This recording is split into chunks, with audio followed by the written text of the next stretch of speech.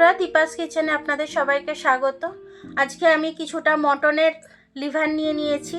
এই লিভারটা আমি রান্না করব, সেটাই আপনাদের সাথে শেয়ার করব। তো চলুন আমি লিভারটা কিভাবে কেটে রান্না করি সেটাই দেখে নিই। তারপরে এটাকে আমি সেদ্ধ করে এর ওপরের ছালটা ফেলে দেব।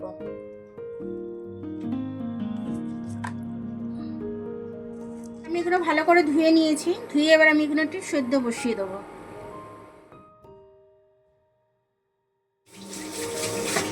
এটা একটু আমি সেদ্ধ করে নিলে অনায়াসে এখান থেকে আমার এই লিভার একটুখানি সেদ্ধ করে নিলে এর ভেতর থেকে অনেক নোংরা থাকে, যে নোংরাগুলো সেদ্ধ করে নিলে বেরিয়ে যায়।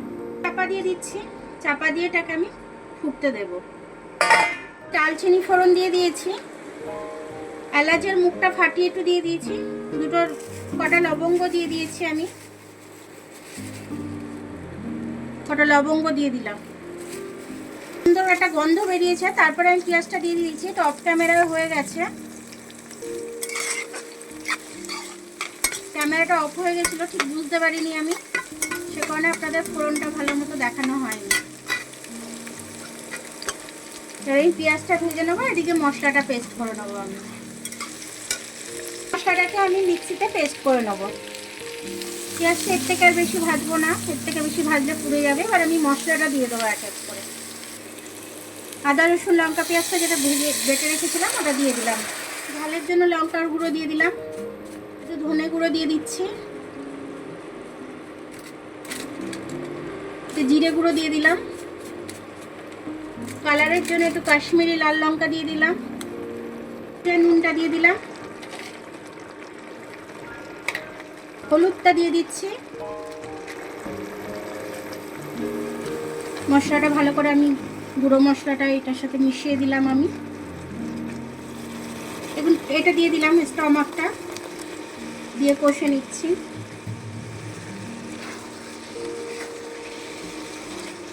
দিয়ে এটা কষবো, তাহলে ঝাল নুনটা ভালো মতো এর মধ্যে ঢুকবে। ঢাকনাটা খুলে আবার একটু দেখে নিলাম। আমি তো টমেটো কেটে রেখেছি, দিয়ে দেবো। মশলার সাথে ভালো করে কষে নেব। কষাটা হয়ে গেছে আমার, কষাটা হয়ে গেছে, ওই জন্য আমি এবার জলটা দিয়ে দেবো। জলটা দিয়ে একটু সেদ্ধ হতে দেবো। আমি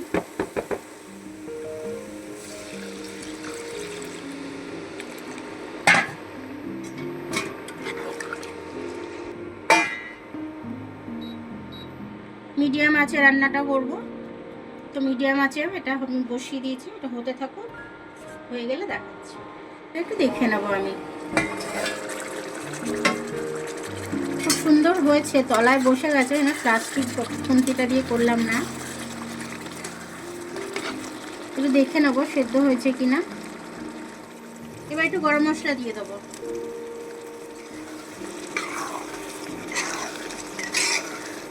আমার এটা হয়ে গেছে, এবার আমি এটাকে নাপিয়ে নেবো। গরম মশলাও দিয়ে দিয়েছি, এবার নাপিয়ে নেবো।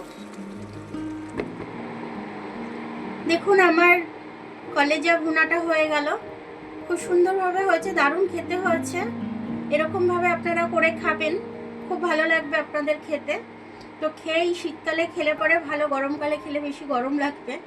শীতকালে একদিন করে নিয়ে খাবেন, খেয়ে কমেন্টস করে আমাকে জানাবেন যে আমার ভিডিওটা কেমন লাগলো আপনাদের। আমার ভিডিওটা যদি আপনাদের ভালো লাগে, লাইক সাবস্ক্রাইব বেল আইকনটা একটু টিপে দেবেন। আর যদি ফেসবুক থেকে দেখেন, লাইক আর ফলোটা একটু করে দেবেন। আবার কাল দেখা হবে নতুন রেসিপির সাথে। ততক্ষণ আপনারা ভালো থাকবেন, আমি আসছি।